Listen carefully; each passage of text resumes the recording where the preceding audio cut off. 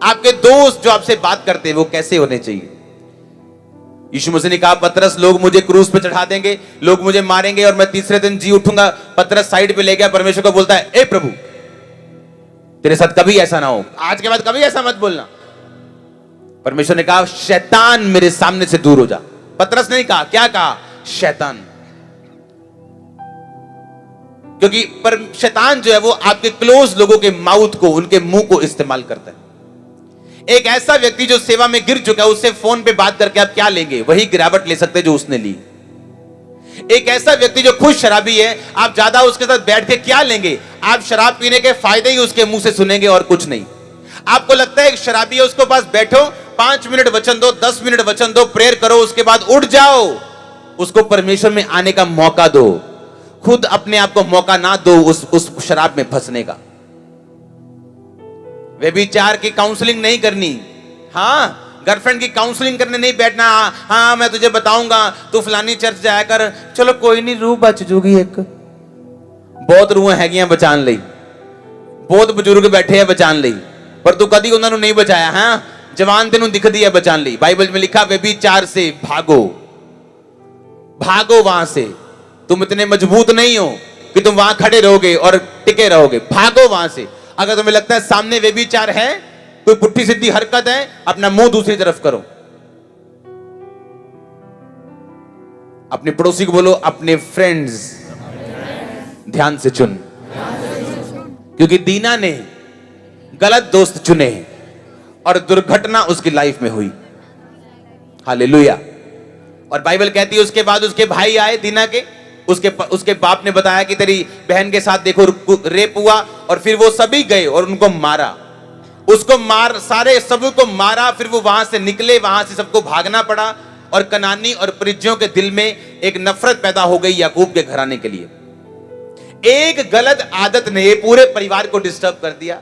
आप इमेजिन करो, आज लोग 1200 का कमरा जब बदलते हैं, 1500 का, 3000 का कमरा जब अपने घर के किराए के कमरे से दूसरे किराए के कमरे में जाते हैं, कितना ट्रबल होता है उनको।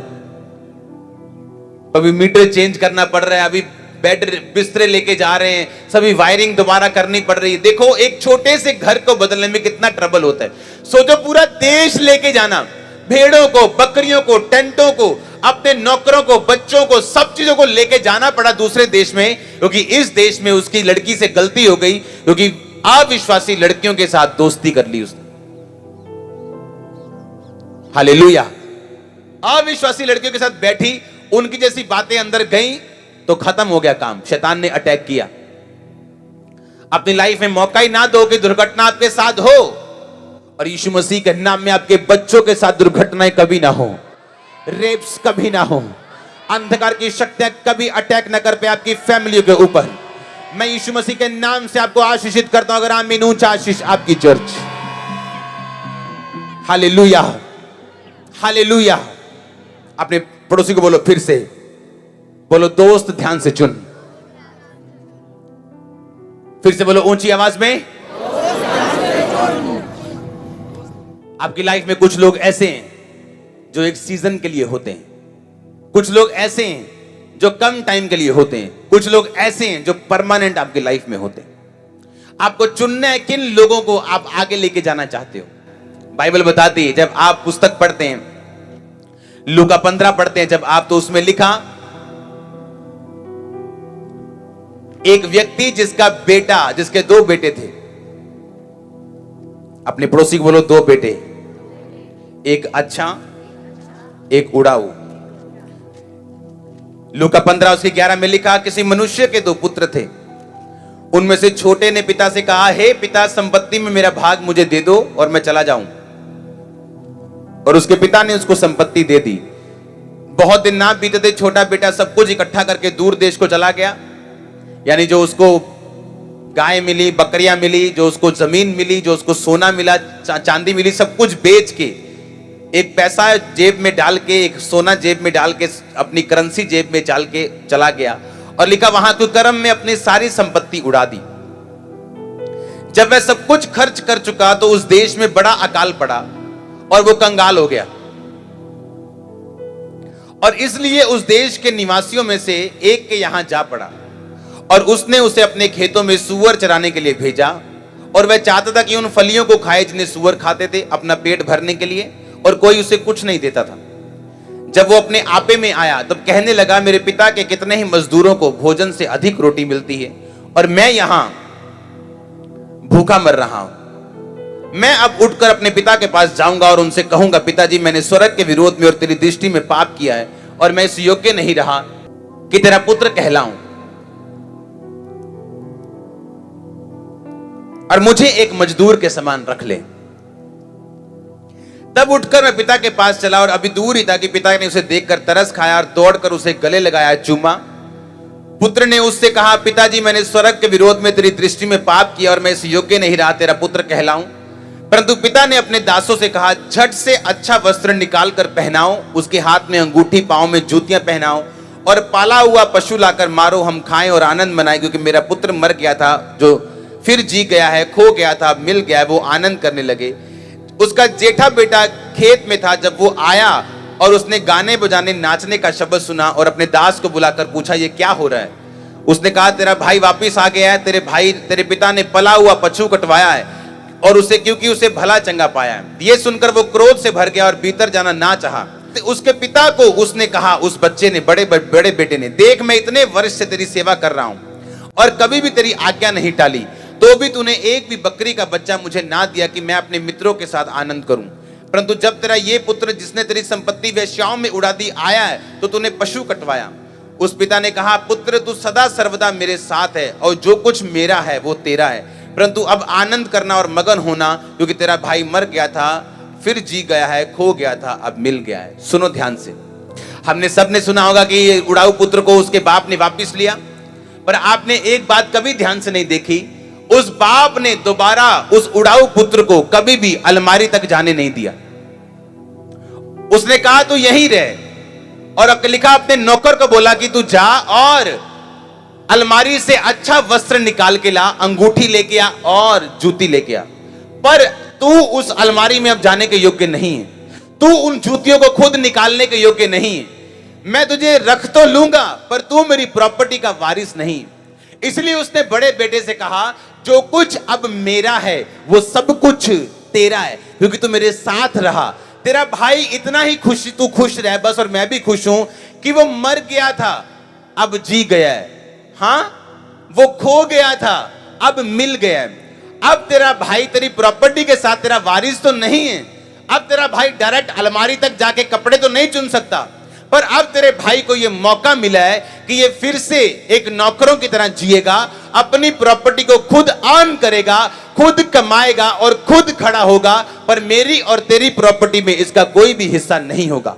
जो लोग आपको लाइफ में एक बार धोखा दें, दोबारा उनको सेम पोजीशन कभी मत देना, नेवर। ये बिब्लिकल नहीं है, नेवर। उनको अर्न करने देना, उनको कमाने देना। अब अपनी पोजीशन जो उन्होंने छोड़ी, कितने मेरी बात को समझ रहे हैं? आप माफ कर सकते हो, पर माफ करने का मतलब यह नहीं कि आप भूल गए हो, आपने मेमोरी को खत्म कर दिया। माफ करने का मतलब आपने माफ कर दिया और फिर से प्लेटफॉर्म दिया, एक जगह फिर से दी कि तू फिर से अब मेहनत करेगा और अपनी पोजीशन वापस अपनी मेहनत से लेगा। उसी पोजीशन को दोबारा देना उस व्यक्ति की लाइफ में यह नॉन बिब्लिकल है, बाइबल कहती है। इसलिए मैंने कहा आप अपने फ्रेंड्स वाइजली चुनेंगे, अपने लोग वाइजली चुनेंगे। एक बार धोखा खाना ये आपकी इंसानियत है, दूसरी बार धोखा खाना ये आपकी मूर्खता है। क्या कहा मैंने? क्या कहा मैंने? एक बार धोखा खाना आपकी क्या है? दूसरी बार धोखा खाना आपकी क्या है? मूर्खता। आमीन। एक बार धोखा खाना आपकी इंसानियत है, आप अच्छे हो दिल के, आपको धोखा मिला। दूसरी बार धोखा खाना आपकी क्या है? मूर्खता। अगर आपके दोस्त अच्छे नहीं, आपके आसपास के लोग अच्छे नहीं, आपको चेंज करना पड़ेगा सिस्टम, ताकि आप फ्रूटफुल ठहरें, आप शांति से रह सकें। आमीन। ऊंचा आशीष ऊंची। हालेलुया। मैंने पूरी स्टोरी इसलिए आपको बैठ के पढ़ाई है। आज मैं 2 बाइबल लेके आया हूं। उसने कहा जो कुछ मेरा है वो तेरा है बड़े बेटे, जो कुछ मेरा है वो तेरा है। पर अब तेरा छोटा भाई आया है, मैंने इसको अंदर तो नहीं जाने दिया, डायरेक्ट अलमारी तक एक्सेस तो नहीं दिया, इसको सीधा जूते पहनने की आज्ञा तो नहीं दी, नौकरों को बोला कि इसको पहना दो, पर ये डायरेक्ट तो अंदर नहीं जा सकता जब तक ये खुद अपनी कमाई से अपने खड़े होके जो इसने गवाया जो पोजीशन, जब तक ये खुद अर्न नहीं कर लेता। हालेलुया। कितने इस बात को समझ रहे हैं? अपने पड़ोसी को बोलो फिर से, अन्य जातियों से दोस्ती मत कर और गलत लोगों से दोस्ती मत कर और धोखा देने वालों से दोस्ती मत कर। ऊंची आवाज से बोलो आमीन। आपका आमीन ऊंचा, आपकी आशीष ऊंची। चर्च, आप तैयार हैं इन आदतों को अपनाने के लिए? तैयार है कि नहीं? इन आदतों को अपनाने के लिए तैयार है कि नहीं? आपको आपके अंदर कुछ जा रहा है आज के नहीं? हाँ, आपको समझ आ रही है कि नहीं? लाइफ जीनी कैसे आपको समझ आ रही है कि नहीं? करना क्या आपको समझ आ रही है कि नहीं? आमीन। इसलिए बाइबल कहती है याकूब जो था वो यूसुफ से ज्यादा प्यार करता। क्यों? आप उससे करोगे ज्यादा प्यार जो आपको फल देगा।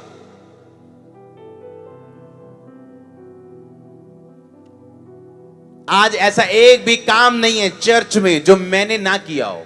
जब लोग पोस्टर लगाने जाते थे मैं उनको बोलता हूं कि बताओ कौन सी गली किसी गांव की बताओ, मुझे ना मालूम हो, क्योंकि मैंने खुद पोस्टर्स लगाए, खुद पंफलेट्स बांटे, घर घर जाके लोगों को बताया है।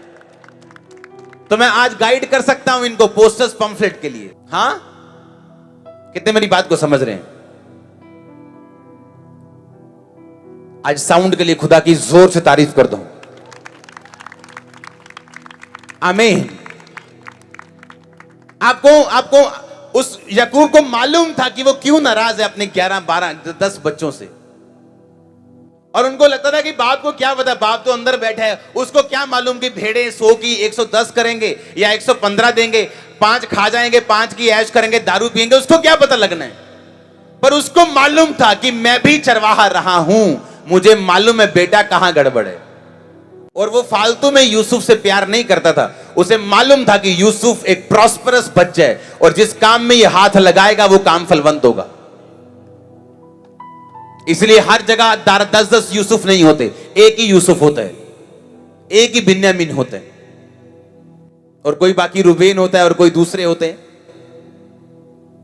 क्योंकि अगर आप स्पिरिचुअल हो, अगर आपने सच्ची नया जन्म पाली और वर्ड की नॉलेज आप में है, तो आप फलदार होंगे, आपको जहां भी भेजा जाएगा। तो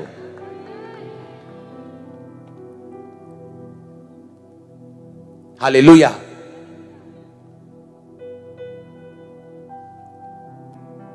दूसरा कुरिन्थियों 12 उसकी 9 आयत को हम पढ़ेंगे।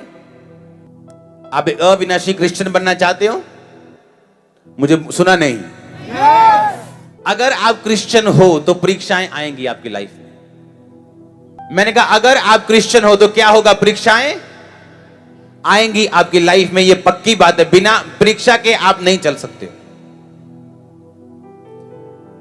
9 आयत में लिखा, 12 की 9 में, पर उसने मुझसे कहा मेरा अनुग्रह तेरे लिए बहुत है, क्योंकि मेरी सामर्थ्य निर्बलता में सिद्ध होती है। इसलिए मैं बड़े आनंद से अपनी निर्बलताओं पर घमंड करूंगा कि मसीह की सामर्थ्य मुझ पर छाया करती रहे। सब बोलो आमीन।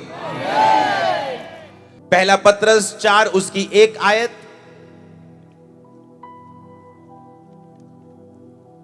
क्यों परीक्षाएं आपकी लाइफ में आती है? परमेश्वर बताएगा अभी इसमें। इसलिए कि जबकि मसीह ने शरीर में होकर दुख उठाया, तो तुम भी उसी मनसा को हथियार के समान धारण करो, क्योंकि जिसने शरीर में दुख उठाया वो पाप से छूट गया। इसी पत्रस की 5 बाब की 10 आयत को मैं पढ़ता हूं।